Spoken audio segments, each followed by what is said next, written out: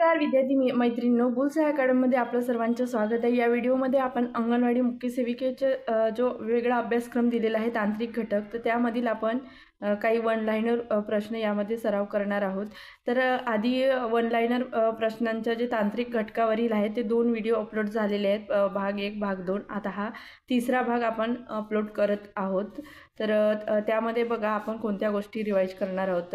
तर आपण विषमज्वर हा विषाणूजन्य रोग आहे, हा इथपर्यंतचे प्रश्न बघितले। आता पुढचे प्रश्न आपण बघणार आहोत। तर टायफॉइड हा जीवाणूजन्य रोग आहे। धनुर्वात हा सुद्धा जीवाणूजन्य रोग आहे। क्षयरोग, कॉलरा, प्लेग, कुष्ठरोग, डांग्या खोकला हे काय आहेत, तर जीवाणूजन्य रोग आहेत। हे सगळं असं वाचत बसत नाही, वेळ जाईल म्हणून आणि लक्षात ठेवायचं। असं तुम्ही असं ॲरोसारखं पण करू शकता। हे सगळे एका ठिकाणी एका बाजूला हे आजार लिहायचं आणि असं आरो करून सनी इकडं जीवाणूजन्य असं एकच शब्द लिहायचं। सगळ्यांवरला जीवाणू असं वाचत बसायचं नाही। टायफॉइड, धनुर्वात, क्षयरोग, कॉलरा, प्लेग, कुष्ठरोग आणि डांग्या खोकला हे जीवाणूजन्य रोग आहेत। तर हिवताप आणि काला आजार म्हणजे हा आहे तर प्रोटोझोआ याच्यापासून होणारा हा आजार आहे। कोणता? हिवताप आणि काला आजार। त्यानंतर जंतरोग व हत्तीरोग यांचा घटक कोणता? तर मेटाझोआ हे जंतरोग आणि हत्तीरोग यांचे घटक आहे। त्यानंतर कर्करोगामध्ये पेशी विभाजनाचा वेग रिकामी जागा होतो तर अनियंत्रित होत असतो। कर्करोगामध्ये पेशी विभाजनाचा वेग अनियंत्रित होत असते। अनियंत्रित पेशी विभाजनामुळे रिकामी जागा तयार होते तर अर्बुद तयार होतं, म्हणजे ट्यूमर तयार होत असते त्या ठिकाणी। त्यानंतर निरूप द्रव्य अर्बुदाला रिकामी जागा अर्बुदल म्हणतात, तर सौम्य अर्बुदल म्हटलं जाते। त्यानंतर घातक अर्बुदाला रिकामी जागा अर्बुद म्हणतात, तर दुर्दम्य म्हटलं जातं।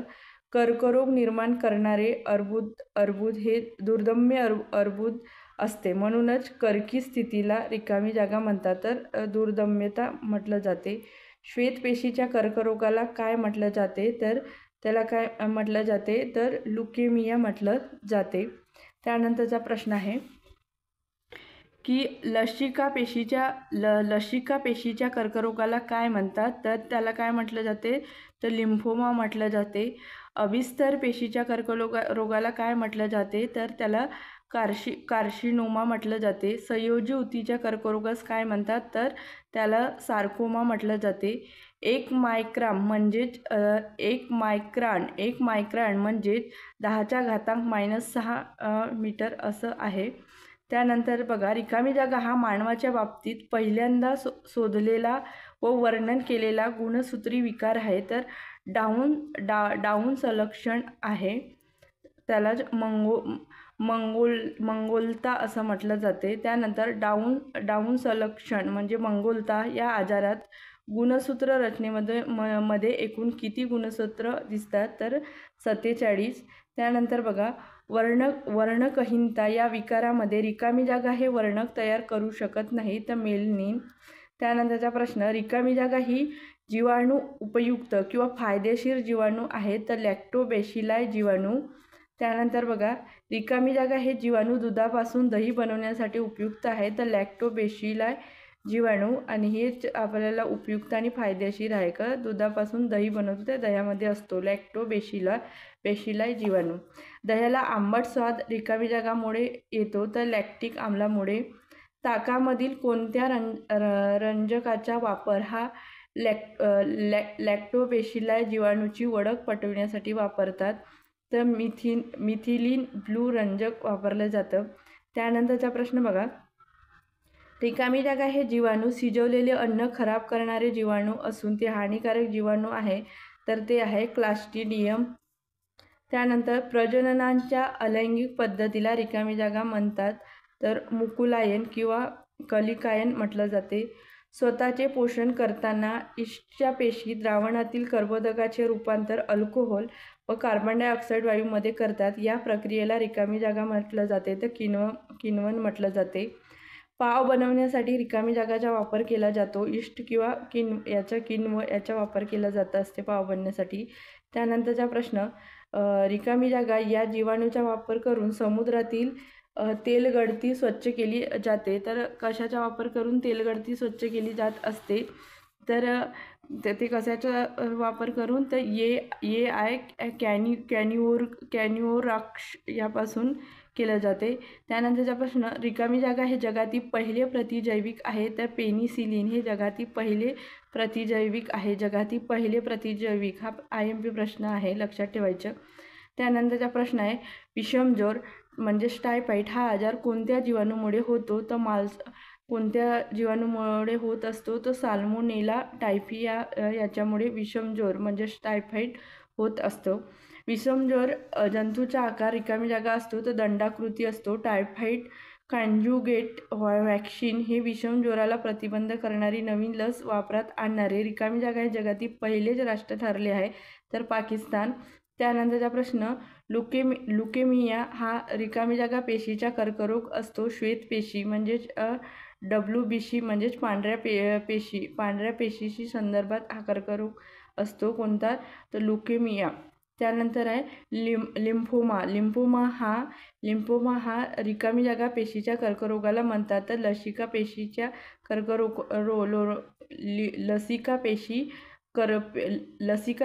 कर्करोगाला काय म्हणतात? लिम्फोमा म्हटलं जाते. त्यानंतर आहे कार्सिनोमा हा रिकामी जागा पेशीच्या कर्करोगाला म्हणतात. तर अभिस्तर पेशीच्या कर्करोगाला कार्सिनोमा म्हटलं जाते. त्यानंतर आहे सार्कोमा हा रिकामी जागा पेशीच्या कर्करोगाला म्हणतात. तर संयोजी ऊतीच्या पेशीच्या कर्करोगाला सार्कोमा म्हटलं जाते. ज्यावेळी रिकामी जागाच्या अभावामुळे लोहित रक्तकणिकाचे परिपक्वन पूर्ण होत नाही त्यावेळी महालोहित पेशीजनक पांडुरोग होतो. तर काय आहे ते? सायनोकोबालॅमिन हे आहे. सायनोकोबॅलॅमिनच्या अभावामुळे लोहित रक्तकणिकांचे परिपक्वन पूर्ण होत नाही त्यावेळी महालोहित पेशीजनक पांडुरोग होत असतो, असं आहे ते. कुष्ठरोग रिकामी जागा या जीवाणूमुळे होतो. तर मायकोबॅक्टेरियम लेप्री यापासून होत असतो. त्यानंतर बघा, मायक्रोबॅक्टेरियम लेप्री या जीवाणूचा आकार कसा असतो? दंडाकृती असतो. आणि कुष्ठरोगाच्या मायकोबॅक्टेरियम लेप्री या जीवाणूचा शोध कोणी लावला? तर डॉक्टर आर्मर हान्सन यांनी लावला. केव्हा? तर 1873ला. डॉक्टर आर्मन हार्शन यांनी मायकोबॅक्टेरियम लेप्रीचा शोध लावला म्हणून कुष्ठरोगास रिकामी जागा म्हणतात. तर हन्सनचा रोग असं सुद्धा म्हटलं जातं. त्यानंतर डॉक्टर आर्मर हान्सन हे रिकामी जागा या देशाचे शास्त्रज्ञ आहेत. तर नॉर्वे या देशाचे ते शास्त्रज्ञ आहेत. त्यानंतरचा प्रश्न आहे की लेप्रशी हा शब्द कोणत्या भाषेतून आला आहे? तर ग्रीक भाषेतून आलेला आहे. जागतिक कुष्ठरोग दिन केव्हा साजरा केला जात असते? तर 30 जानेवारीला केला जात असते. हे जी अंगणवाडी मुख्य सेविका पर्यवेक्षिका तांत्रिक डायरी हे जी पुस्तक आहे, मी जे प्रश्न हे आता रिवाईज करून दाखवत आहे वन लाईनर, हे विजयपथ पब्लिकेशनची आहे. आणि त्याच पुस्तकातून आपण हे प्रश्न रिवाईज करत आहोत. 30 जानेवारी काय? तर कुष्ठरोग दिन, जागतिक कुष्ठरोग दिन असते 30 जानेवारीला. त्यानंतरचा प्रश्न आहे, जागतिक आरोग्य संघटनेनुसार कुष्ठरुग्णांच्या अस्तित्व दर 10,000 लोकसंख्येमागे 1 किंवा त्यापेक्षा कमी असल्यास रिकामी जागा झाले असे म्हणतात. तर कुष्ठरोगाचे दूरीकरण.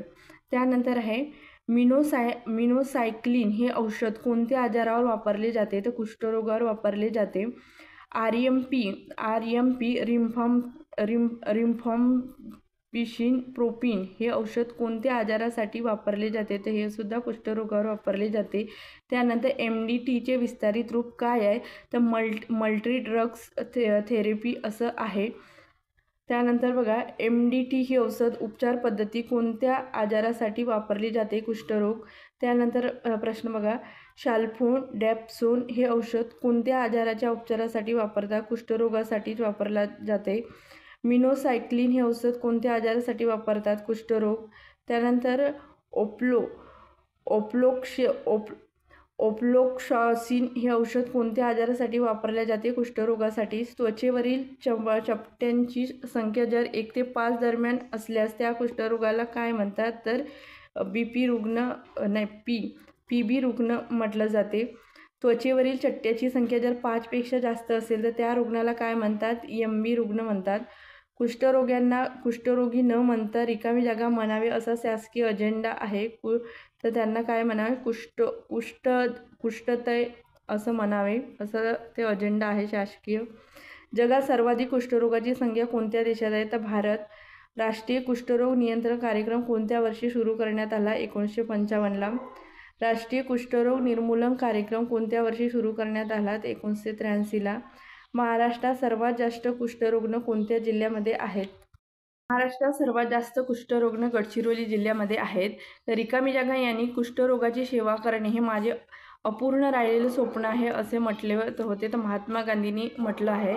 बाबा आमटे यांचे पूर्ण नाव काय आहे? तर मुरलीधर देवीदास आमटे आहे. बाबा आमटे यांनी रिकामी जागा रुग्णासाठी आयुष्यभर कार्य केले. तर कुष्ठरुग्णांसाठी यांना आधुनिक भारताचे संत या नावाने संबोधले जाते, गौरविले जाते. तर बाबा आमटे यांना आधुनिक भारताचे संत म्हणून गौरविले जाते. बाबा आमटे यांनी अशोक वन कुठे स्थापन केले होते? तर नागपूरला. आता पण तिथं आहे अशोक वन, नागपूर. रुग्णांसाठी बाबा आमटे यांनी आनंद वन कोणत्या जिल्ह्यात सुरू केले होते? तर चंद्रपूर वरोरा गावाजवळ आहे आता पण तिथं. लोकबिरादरी प्रकल्प हे रिकामी जागा येथे आहेत. हेमल कसं या ठिकाणी आहे. त्यानंतर रिकामी जागा यांनी रोग्यांच्या सेवेसाठी अमरावतीजवळ तपोवन येथे जगदंब कुष्ठधामाची स्थापना केली. तर डॉक्टर शिवाजीराव पटवर्धन यांनी. पटकी हा जीवाणूजन्य रोग असून कोणत्या जीवाणूमुळे होतो?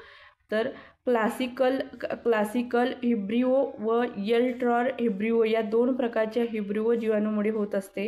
हिब्रिओ कॉलरी या जीवाणूचा आकार रिकामी जागा आहे तर स्वल्पविरामी आहे. आंतरराष्ट्रीय प्रवासास जाण्याअगोदर रिकामी जागा प्रतिबंधक लस टोचून घेणे अनिवार्य आहे. पटकी किंवा कॉलरा. रिकामी जागा या आजाराच्या आधुनिक उपचार पद्धतीत क्षार संजीवनीला फार महत्त्वपूर्ण स्थान आहे. तर कॉलरा किंवा पटकी या आजाराच्या म्हणजे आधुनिक उपचार पद्धतीमध्ये क्षार संजीवनीला सर्वात जास्त महत्त्व आहे. त्यानंतर खरूज हे कोणत्या जीवाणूमुळे होते? तर कोणत्या जीवाणूमुळे होत असते? तर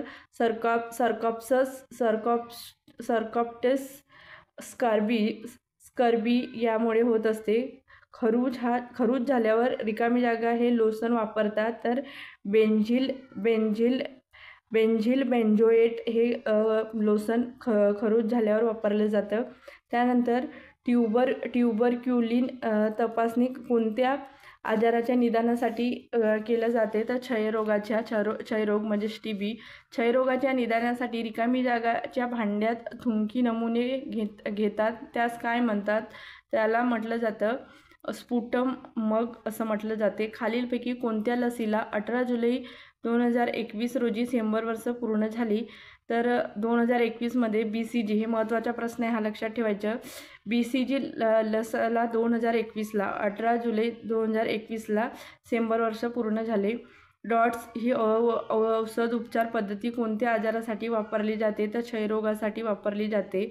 त्यानंतर RNTCP हे विस्तारित रूप काय आहे? तर revised national TB control programme असं त्याचं पूर्ण रूप आहे. RNTCP हे कोणत्या आजाराशी निगडीत आहे? तर क्षयरोग म्हणजेच TB. BCG लस रिकामी जागा स्वरूपात देण्यात येते इंजेक्शनद्वारे. XDRचे विस्तारित रूप काय आहे? तर XDRचे विस्तारित रूप एक्सटेन्सिव्हली ड्रग रेसिस्टंट TB असं आहे. TDRचे विस्तारित रूप काय आहे? तर टोटली ड्रग रजिस्ट्रेशन रेसिस्टेंट आहे. टोटली ड्रग रेसिस्टेंट आहे. क्षयरोगावरील लस निर्मिती तामिळनाडू राज्यातील रिकामी जागा येथे केली जाते. तर तामिळनाडूमध्ये गिंडी या ठिकाणी. कुष्ठरुग्णाचे अस्तित्व दर रिकामी जागा लोकसंख्येमागे 1 किंवा त्यापेक्षा कमी असल्यास कुष्ठरोगाचे दूरीकरण झाले असे म्हणतात. तर 10,000.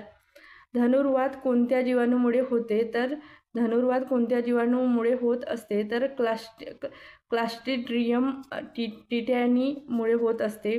धनुर्वातामुळे कोणत्या अवयवावर परिणाम होतो? तर मध्यवर्ती चेतासंस्थेवर धनुर्वातामुळे परिणाम होत असते. त्यानंतरचा प्रश्न आहे डिप्थेरिया म्हणजे घटसर्प हा आजार कोणत्या जीवाणूमुळे होतो? तर कॉर्निबॅक्टेरियम डिप्थेरीमुळे होत असते. डांग्या खोकला किंवा माकड खोकला सुद्धा त्याला म्हटलं जाते. कोणत्या जीवाणूमुळे होते? तर बॉर्डिटेला पर्टुसिस यांचेच नाव हिमोफायलस पर्टुसिस सुद्धा आहे. क्षयरोग हा कोणत्या जीवाणूमुळे होतो? तर मायकोबॅक्टेरियम ट्युबरक्युलोसिसमुळे क्षयरोग हा जीवाणू होत असते. हा प्रश्न खूपदा येऊनही गेला, हा महत्त्वाचा प्रश्न आहे. क्षयरोग हा जीवाणूजन्य आजाराचा शोध कोणी लावला? तर रॉबर्ट यांनी लावला. 1905ला त्यांना नोबेल पण मिळालेला आहे. जगातील सर्वाधिक क्षयरुग्ण कोणत्या देशात आढळतात? तर भारतामध्ये आढळतात. जागतिक क्षयरोग दिन केव्हा साजरा केला जातो? तर 24 मार्चला जागतिक क्षयरोग दिन साजरा केला जातो. माणसाप्रमाणे गाई म्हशी सारख्या जनावरांनाही क्षयरोग होतो. यास रिकामी जागा क्षयरोग म्हणतात. तर काय? बोवाहीन क्षयरोग म्हटलं जाते. National institute for research in tuberculosis म्हणजे क्षयरोग संशोधन संस्था कुठे आहे? तर चेन्नई, तामिळनाडूमध्ये चेन्नई या ठिकाणी आहे आणि तिची स्थापना 1956ला झाली. त्यानंतरचा प्रश्न राष्ट्रीय क्षयरोग संस्थाचे मुख्यालय कुठे आहे? तर बेंगळूरमध्ये आहे. बेंगळूर, कर्नाटक. स्थापना 1956ला झाली. प्लेग हे रिकामी जागा जीवाणूमुळे होते. तर एर्शिनिया पेस्टिस जीवाणूमुळे प्लेग होत असते. प्लेगची साथ प्रथमतः यामध्ये सुरू होते, तर उंदरामध्ये सुरू होत असते. त्यानंतरचा प्रश्न आहे की ट्रेटासायक्लिन हे कशावरील औषध आहे? तर प्लेगवरील आहे. न्यूमोनिया हा आजार कोणत्या जीवाणूमुळे होतो? तर न्यूमोनिया हा आजार कोणत्या जीवाणूमुळे होत असते? डायक्लोकॉकस न्यूमोनीमुळे होत असते. विषाणू हे रिकामी जागा या शास्त्रज्ञाने दिले. तर लुई पाश्चर असं दिलेलं आहे. त्यानंतरचा प्रश्न आहे विषाणूचा आकार रिकामी जागा असतो 10 nm ते 100 nm.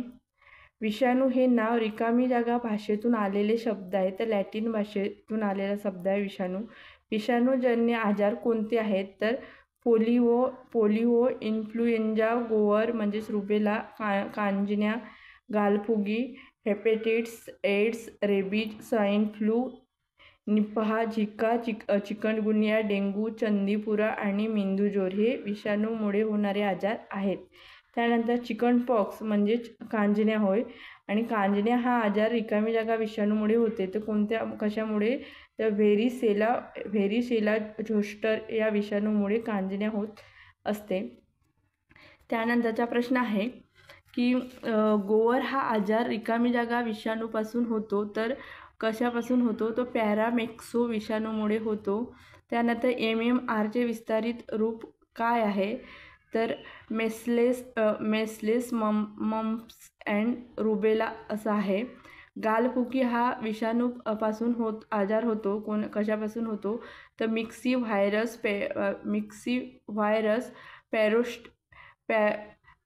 पॅरोटिडायटिस किंवा पॅरोमिक्सो व्हायरस याच्यापासून होत असतो गालफुगी. गालफुगी हा आजाराचा प्रादुर्भाव रिकामी जागा ग्रंथींना होतो, तर लाळेच्या ग्रंथींना गालफुगी या आजाराचा म्हणजे परिणाम होत असतोय. त्यानंतरचा प्रश्न आहे पॅरोटायटिस म्हणजेच गालफुगी आहे.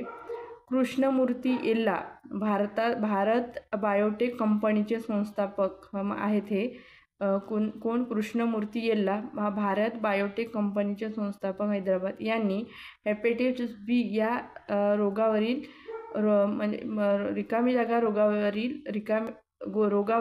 जागा विरहित लस जगातील पहिली लस तयार केली. तर सीसीजीएम विरहित लस जगातील पहिली लस तयार केली आहे त्यांनी.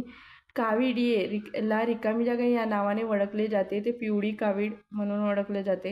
आणि कावीड बी ला पांढरी कावीड या नावाने ओळखली जाते. भारताने जनुकीयदृष्ट्या निर्मित केलेली पहिली लस कोणती आहे? तर सेनोव्हॅक बी हे भारताने जनुकीयदृष्ट्या निर्माण केलेली पहिली लस आहे. त्यानंतर जागतिक हेपेटाइटिस दिन केव्हा साजरा केला जातो? तर 28 जुलैला. त्यानंतरचा प्रश्न आहे, साल्क सेबिन या लसी कोणत्या रोगाशी निगडीत आहेत? तर पोलिओशी निगडीत आहेत. साल्क सेबिन या लसी कोणत्या रोगाशी निगडीत आहेत? तर पोलिओशी. साल्क या लसीचा शोध कोणी लावला? तर जोनास साल्क यांनी लावला 1955ला. साल्क या पोलिओवरील लस रिकामी जागाद्वारे दिली जाते, तर इंजेक्शनद्वारे. त्यानंतरचा प्रश्न आहे की शेबिन या पोलिओवरील लसीचा शोध कोणी लावला? तर अल्बर्ट शेबिन यांनी लावला. शेबिन ही पोलिओवरील लस रिकामी जागाद्वारे दिली जाते, तर तोंडाद्वारे दिली जाते. शेबिन ही तोंडाद्वारे दिली जाते आणि साल्क ही इंजेक्शनद्वारे दिली जाते. त्यानंतर इंजेक्शनद्वारे दिली जाणारी पोलिओची लस कोणती? तर साल्क. आपण आताच बघितलं. तर आजच्या व्हिडिओमध्ये एवढेच प्रश्न. पुढच्या व्हिडिओमध्ये उरलेले प्रश्न बघूया. तर तुम्ही या चॅनलला नवीन असाल तर चॅनलला सबस्क्राईब करा आणि तुमच्या ज्या मैत्रिणी अंगणवाडी मुख्य सेविकेचा अभ्यास करतात त्यांना हा व्हिडिओ त्यांच्यापर्यंत पोचवा, म्हणजे त्यांना रिवाईज करायला बरं होईल. एकदा आपण म्हणजे तज्ज्ञ व्यक्तींनी एवढी पुस्तक तयार केली, त्यांनी चांगले प्रश्न दिलेले आहेत इतर एक्झामला आलेले वगैरे किंवा काही MCQ, तर आपलं रिवाईज असायला पाहिजे. आपण कुठेही मागे राहायला नको, म्हणून ते तुम्ही तेवढं करू शकता. आणि जर तुम्हाला या व्हिडिओची थोडी मदत होत असेल तर लाईकसुद्धा करत जा, म्हणजे मला पुढील व्हिडिओ बनवायला मला प्रेरणा मिळत असते. हा व्हिडिओ इथंच थांबवते. धन्यवाद.